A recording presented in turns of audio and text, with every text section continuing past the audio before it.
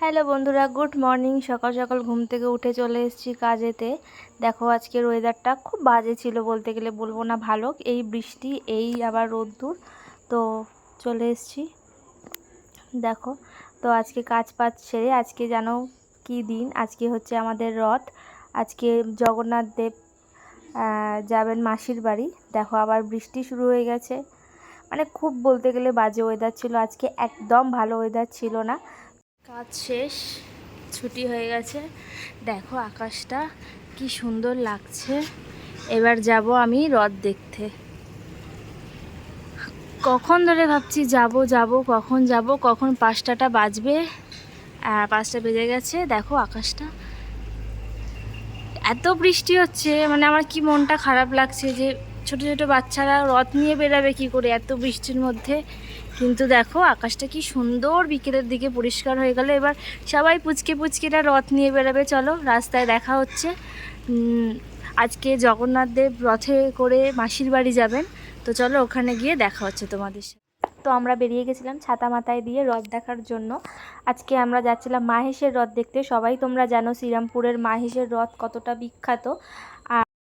আর তোমরা ভালো করেই জানো যে আমাদের পশ্চিমবঙ্গের দ্বিতীয়তম রথ আমাদের মাহেশের, শ্রীরামপুর মাহেশের রথ। তো ওটা দেখার উদ্দেশ্যে আমরা গেছিলাম। তারপর যাওয়ার সময় রাস্তাতে প্রচুর রথ দেখেছি, ছোট বড় সব মিশিয়ে। কত ছোট ছোট বাচ্চারা বৃষ্টির মধ্যেও রথ নিয়ে বেরিয়েছে। তো দেখো কি সুন্দর লাগছে, রথগুলো কি সুন্দর সুন্দর সাজিয়েছে।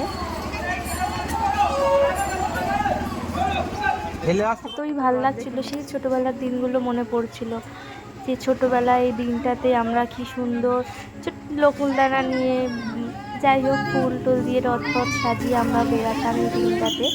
আর যে পয়সাগুলো হতো সেই পয়সাগুলো জমিয়ে যারা সন্ধ্যাবেলাতে জিলিপি আর পাঁপড় ভাজা খেতাম, বাড়ির সবাইকে খাওয়াতাম। আর সেই ছোটোবেলার দিনগুলোই আলাদা ব্যাপার একটা। এখন বড় হয়ে গেছি, বলতে গেলে সব আনন্দ কোথায় চলে গেছে সে ভগবান। যত আমরা বড় হচ্ছি দিনের পর দিন আনন্দ, দুর্গাপুজোর আনন্দ, জন্মদিনের আনন্দ, মানে প্রত্যেকটা আনন্দ যেন কোথায় আমাদের হারিয়ে গেছে। তো দেখো আকাশটা কি বাজে হয়ে উঠেছিল, যাওয়ার সময় ভালো লাগছিল। আকাশটা আবার কালো হয়ে এসছে, মনে হচ্ছিল এই বৃষ্টি নামবে। ভয়ও লাগছিল, ভেবেছিলাম যাব না। তো লাস্ট ফিনিশিং গিয়ে পৌঁছালাম বাইক টাইক জমা দিয়ে।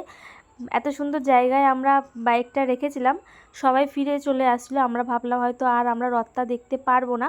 তো জগন্নাথ দেবের আশীর্বাদে আমি একদম বাইকটা যেখানে রেখেছি সামনাসামনি দেখি মহাপ্রভুর রথ আমাদের জন্য অপেক্ষা করছিল, দাঁড়িয়েছিল বলতে গেলে। হয়তো কিছুক্ষণের জন্য মনে হয়েছিল যে আমাদের জন্যই মনে হয় রথটা ওখানে থেমে দাঁড়িয়েছিল, যে আমরা যাব, আমরা দেখতে পাবো।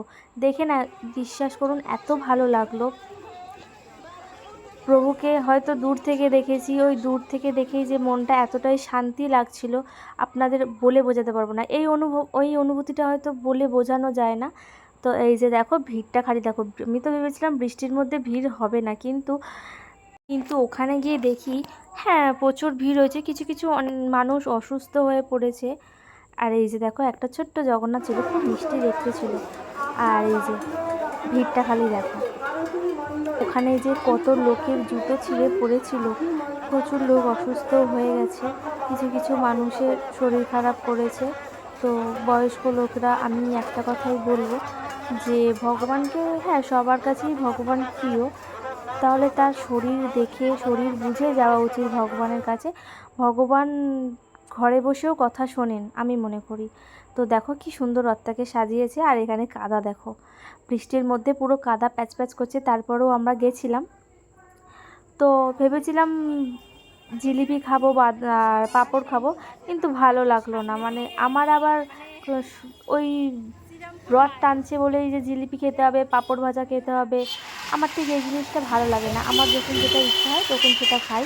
এরকম বাধ্যতামূলক না যে রথ বলেই আমাকে পাঁপড় ভাজা কিনে খেতেই হবে। তো যাই হোক, দেখলাম বাড়ি ফেরার, এই যে বাড়ি ফিরছি, তো বাড়ি ফেরার সময় গরম গরম সিঙাড়া ভাজছিল। তো এই দোকানটা রিচড়ায় আছে, তো যারা যারা চেনো আর যারা যারা চেনো না তারা অবশ্যই এই দোকানটায় যাও, গিয়ে সিঙাড়া খেয়ে আসবে। খুব সুন্দর সুন্দর মিষ্টি কচুরি টচুরি সবই পাওয়া যায়। সিঙাড়া কিনলাম। আর এখানে দিচ্ছিলো খিচুড়ি, আমাদের বাড়ির সামনে খিচুড়ি দিচ্ছিলো, খিচুড়িটা তো দারুণ ছিল। খিচুড়িটা খেলাম। আজকের মতো এইটুকুনি। ভিডিওটা ভালো লাগলে লাইক করে দিও।